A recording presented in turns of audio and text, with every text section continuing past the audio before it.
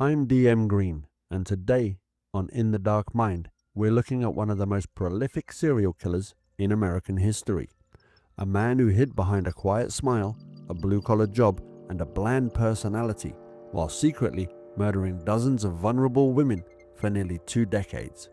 He strangled them, dumped them in wooded ravines, he left bodies beside the river that gave him his name, and sometimes he would return to the scenes day later for sexual acts with their corpses.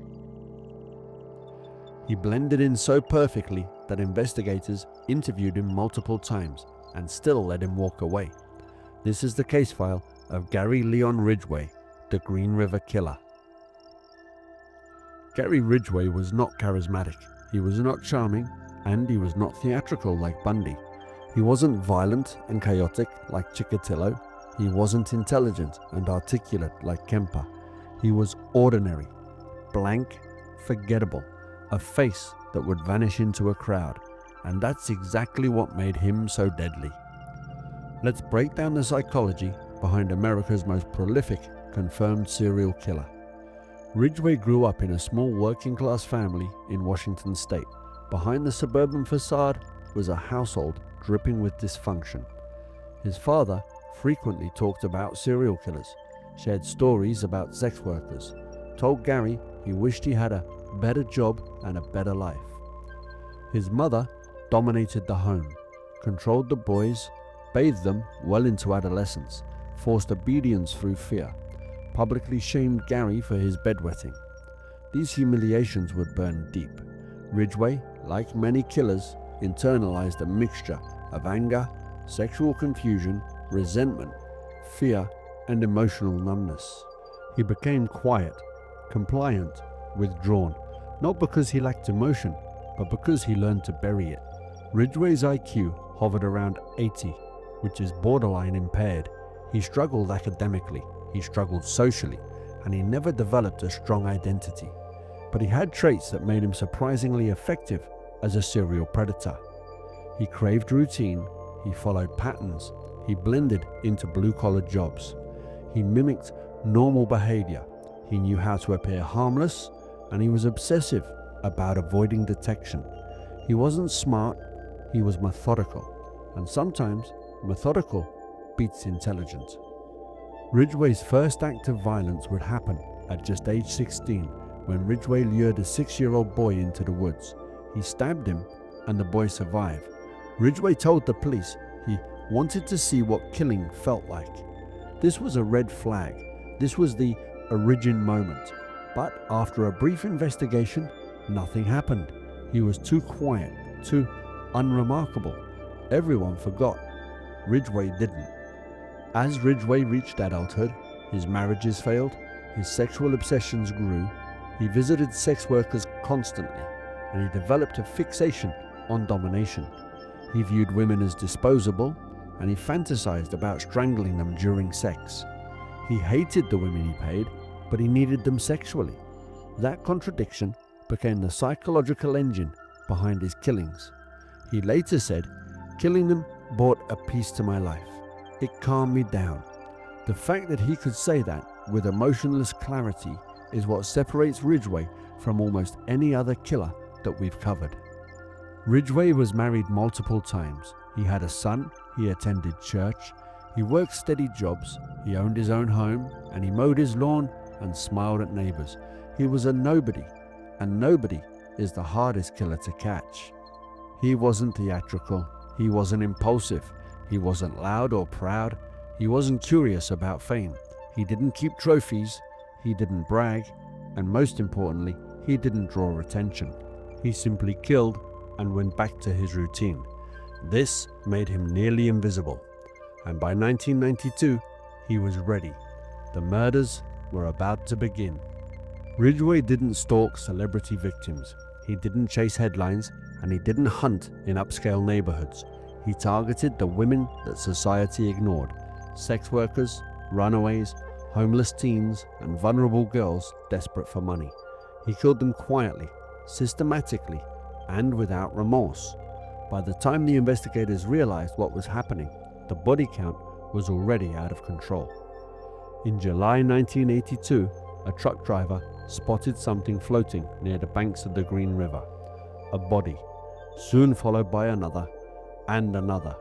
They were all women, strangled, dumped, naked or partially clothed, posed, weighted down with rocks, and left to drift downstream. The pattern was unmistakable. A serial killer was operating in King County, Washington. They just didn't know he'd already been killing for years. Ridgway wasn't creative, he was not theatrical. He wasn't a sadistic showman like Chikatilo. He was a practical killer. His method was brutally straightforward. He would pick up the victim, usually on the Pacific Highway South, a stretch known for prostitution. He would offer money, food, or a ride. He appeared harmless, smiling, soft-spoken, and friendly. He would drive them to a remote wooded area on gravel roads or dirt turnouts, dump sites that he controlled. Then he would attack during sex. Ridgway preferred to strike when the victim was most vulnerable, from behind during oral sex, or when she leaned forward to undress. Strangulation by ligature or bare hands. He loved the control. He loved watching life drain from their faces. He once said, "Strangling made me feel powerful. It calmed me." Then he would dump the body, often in clusters, turning the Green River sites into mass graves. One of the most disturbing aspects of Ridgway's behavior was that he returned to the bodies frequently. He visited dump sites days, sometimes even weeks after the murders. There, he would have sex with the decomposing corpses. He would pose them or reposition them. He would move them to confuse investigators. He would revisit the same bodies repeatedly. He later admitted that it was easier. They couldn't say no. This put him in the same necrophilic category as Dahmer, Bundy, and Chikatilo. But Ridgway was more methodical, less chaotic, and far harder to track. By late 1983, investigators realized they were dealing with a mass murderer. The victims were appearing in ravines, in clusters under trees, near logging roads, places covered with brush. They were posed and arranged, with ligatures still around their necks. Some victims were found miles apart. Others were found lying beside each other. Ridgway never stopped moving, he never stopped hunting, and he never stopped killing. During his peak murder years, Ridgway was married, working full-time at a truck factory, attending church, raising a son, mowing his lawn, and barbecuing with neighbors. People described him as polite, quiet, devout, and average. No one suspected the man grilling burgers next door was dumping bodies in the woods every month. Ridgway killed so efficiently that he didn't even remember all the victims. He told detectives, "I've killed so many that I've lost count." He confessed to 71 murders. He was convicted of 49. The real number is likely far higher. He murdered with no emotion, with no hesitation, and with no remorse. For Ridgway, killing was routine, a chore, a release, a way to cleanse his anger at women. Now, the reasons that the police couldn't catch him is he chose victims who weren't reported missing quickly. Sex workers often disappeared for weeks with no alarm. The murders crossed multiple jurisdictions. Agencies failed to communicate. He was interviewed early and fooled investigators. His bland personality made him seem harmless. And as the 1980s progressed, bodies kept appearing in the Washington forests. The Green River Killer was becoming the most prolific, active murderer in modern American history. But everything was about to change. In 1987, investigators collected something they didn't yet know would be the key to solving the case. By the mid-1980s, the Green River Task Force was drowning. They had dozens of victims, scattered remains, years of dead leads, jurisdictional confusion, and mountains of evidence that went nowhere. The killer was smart enough to avoid detection, but more importantly, he was ordinary enough to avoid suspicion. And for years, Gary Ridgway blended into the background like a beige wall in an empty room, until science finally caught up. In 1983 and 1984, police interviewed hundreds of men who frequented Pacific Highway South. Gary Ridgway was one of them. He was polite, cooperative, calm, with a soft voice, and religious. He didn't have the arrogance of Bundy, the volatility of Ramirez, or the ego of Dahmer. He was invisible. Detectives noted a normal steady job, a wife and child, no criminal history worth noting, and a bland, forgettable personality. Ridgway smiled, answered questions, expressed concern for the victims, and he walked right out the door. In 1984, investigators gave Ridgway a polygraph, and he passed completely, while hiding the fact that he had already murdered over 20 women by that point. This wasn't brilliance, this was emotional flatness, the hallmark of a true sociopathic killer. Ridgway simply didn't react. His body stayed calm because he felt nothing. And just like that, investigators moved on. In 1987, detectives collected saliva swabs, hair samples, trace fibers, and microscopic particles from victims' clothes. The science wasn't ready yet. DNA profiling existed, but only in its infancy. The technology couldn't produce a match, so the samples sat in storage, untouched, for nearly 14 years. The key to catching the Green River Killer was quite literally gathering dust in a freezer. By the late 1980s and early 1990s, Ridgway's murders slowed dramatically, not because he lost the urge, but because he remarried. His new wife monitored him closely.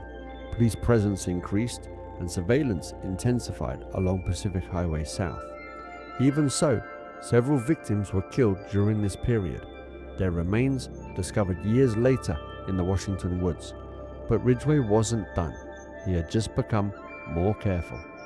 A forensic revolution took place across the United States in the late 1990s. STR DNA analysis, a far more sensitive and accurate method of matching biological samples. Washington investigators took the old evidence boxes, the ones they'd nearly forgotten, and retested everything. This time, the semen samples from multiple Green River victims matched just one man, Gary Leon Ridgway. After nearly 20 years, the ghost finally had a name. On November 30th of 2001, Ridgway was working his usual shift at the truck plant. Detectives walked straight into the building. He looked up, smiled, and then the smile faded as he heard the words, "Gary, you are under arrest for the Green River murders." He didn't resist, he didn't argue, and didn't panic. He simply said, "I'm surprised it took you this long." Ridgway didn't confess immediately. He tried to deny, minimize, and downplay his involvement. But when investigators confronted him with the DNA evidence, his mask cracked. His first admission was chillingly casual. "Yeah, I killed them." Then he began describing how he chose victims, how he strangled them, how he would dump the bodies in clusters, how he returned for necrophilic acts, how he cleaned his truck meticulously, and how he targeted women who wouldn't be missed. He even bragged about specific murders, as if recalling household chores. His memory was foggy because he killed so many. When detectives asked for exact numbers, he shrugged. "I lost count, maybe 70, maybe more." This wasn't pride, it was emptiness. Ridgway wasn't a theatrical monster. He was a quiet, emotionless exterminator. Now, here's the kicker in this case. This is the deal why Ridgway avoided the death penalty. Because prosecutors made him an offer. Full confession, full cooperation, crime scene walkthroughs, victim identification, and body recovery assistance.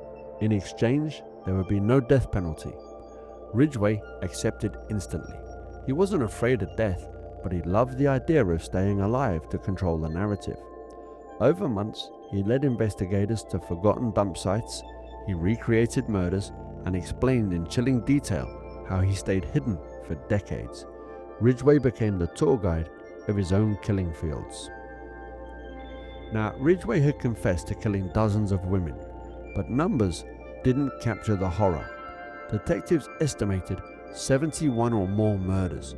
Ridgway himself said, "Yet again, I killed so many, I lost count." In 2003, he finally stood before a courtroom full of grieving families. and the world saw exactly what kind of monster he truly was. The plea deal turned out to be 49 murders with 1 life sentence. To avoid the death penalty, Ridgway accepted the plea deal. He would confess to as many murders as he could remember, lead investigators to undiscovered remains, provide detailed accounts of his crimes. In exchange, prosecutors agreed to take execution off the table. This was not mercy, this was strategy. Ridgway's memory was the only way to identify many victims. He pled guilty to 48 counts of aggravated murder, with a 49th charge added later. It remains the largest serial killer conviction in US history. Ridgway sat emotionless through victim impact statements. Families screamed at him, sobbed, shook with anger, held up photos of daughters who never came home. They described decades of agony. And Ridgway? He barely blinked. He stared forward, hands folded, as if absorbing nothing. The father of one victim said, "You're the devil." Ridgway didn't react. Another said, "I hope you rot in hell." And still, nothing. Ridgway showed the same blank, vacant calm that allowed him to kill dozens of women without remorse. Then something unexpected happened. The father of one victim stepped up, looked Ridgway directly in the eye, and said calmly, "I forgive you." And for the first and only time in the entire case, Gary Ridgway cried. Not for the victims, not for the families, and not for the guilt. He cried because forgiveness stripped away the control that he fed on. It confronted him with something he couldn't process: humanity. Investigators and psychologists later agreed it was the only time Ridgway showed anything resembling emotion. Ridgway received 48 consecutive life sentences without the possibility of parole, plus an additional life sentence for later linked victims. He will die in prison, buried in obscurity, a man who murdered more women than any confirmed serial killer in American history. Ridgway showed no remorse, no guilt, no understanding of the devastation he caused. To him, the murders were a task, a routine, a way to release frustration. His courtroom statement revealed his true emptiness. "I killed them, and I don't know why." Ridgway's impact on criminal psychology is massive. He proved the killer doesn't need intelligence, just routine. His low IQ didn't hinder him. His predictability helped him avoid detection. He exposed law enforcement weaknesses in dealing with sex worker homicides, where victims weren't reported missing quickly, cases weren't connected, and the killer thrived in the blind spots. He demonstrated how dangerous the invisible predator is, with no ego, no theatrics, no desire for fame, just killing methodically and endlessly. He forced advancements in forensic DNA science. His conviction validated STR-DNA profiling, which is now standard worldwide. And he became the cautionary symbol of unchecked misogynistic violence. Ridgway killed women because he viewed them as disposable. He said, "I hated them and I knew nobody would miss them." That line alone explains his entire psychology. Ridgway wasn't a genius, he wasn't charismatic, and he wasn't theatrical. He was worse, a quiet, empty man with no conscience, no empathy, and no moral barrier between thought and action. He killed because it made him feel powerful. He stopped only when he was caught. He is the ultimate example of the invisible, everyday predator. The man you'd never suspect. The man who smiles at you in the grocery store. The man mowing his own lawn, and the man sitting quietly in church, while dozens of women rot in woodland grass graves he created. Ridgway will die in prison. His victims never got that certainty.